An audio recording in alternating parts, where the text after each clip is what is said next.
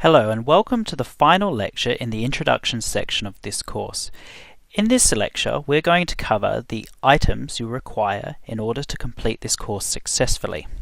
Now, the first thing that you're going to need is an AWS account. I would recommend setting up a new AWS account for this course, simply because you'll get free tier eligibility. Let's go through what free tier eligibility actually covers you for. AWS Free Tier is designed to enable you to get hands-on experience with AWS at no charge for 12 months.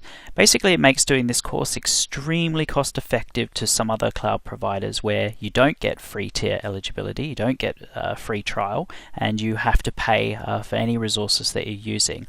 Now, free tier doesn't cover all of AWS's services. Things like Workspaces, for example, does not have free tier eligibility.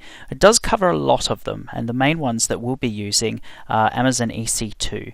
With EC2, you get 750 hours per month for any Linux or Windows VM, provided it's a T2 micro instance. And it's important to keep track when you are doing the course as to whether or not your VM is turned on and if it needs to be. If we're using let's say during the assignment we're going to be using 2 or 3 servers at any given time, that 750 hours is split between those 2 or 3 servers. So it's very important to understand that you don't just get 750 hours for all servers. It's only for 750 hours total. So the more servers you have, the more time you're going to chew through. So just be aware of that. We get S3, we get 5 gigs of standard storage with 20,000 GET requests and 2,000 PUT requests. With Lambda, we get 1 million free requests per month and up to 3.2 million seconds of compute time per month.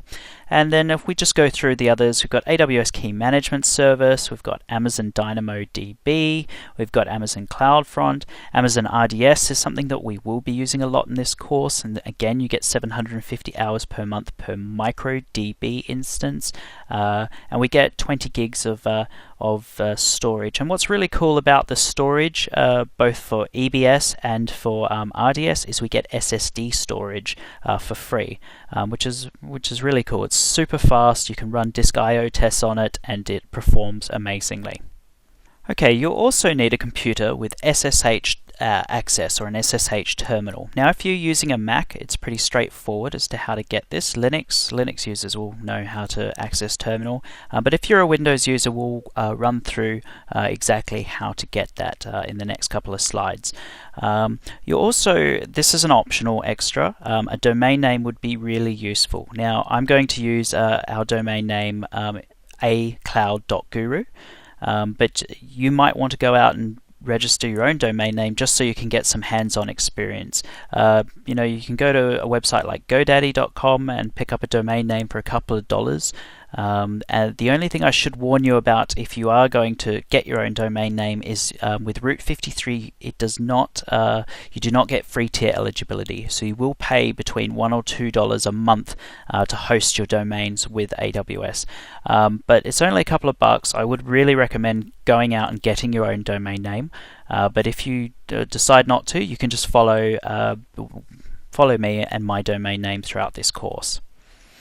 Mac users, this is how you get to an SSH terminal. You need to go to Finder, and then you click on Applications, and you scroll right down to the bottom of Applications, and you'll see a folder called Utilities.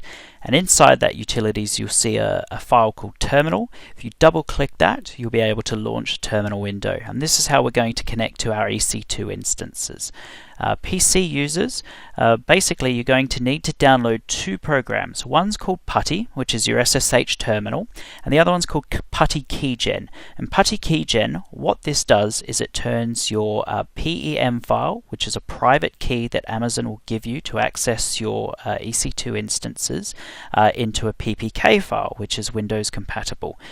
So there will be a lecture on how to convert PEM files to PPK files under the EC2 section of this course. But for now, if you could just go to this website and download PuTTY and PuTTY Keygen. These programs don't come with a wizard or an auto installer. When you run them, that will just start the program. So it might be worth saving these to somewhere where you can easily access it, maybe your desktop or somewhere on your C drive. Okay, and that concludes this lecture and this section of the course.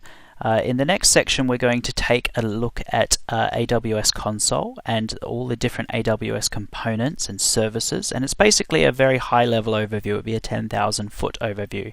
So go ahead, complete this lecture, and move on to the next one when you've got time. Thank you.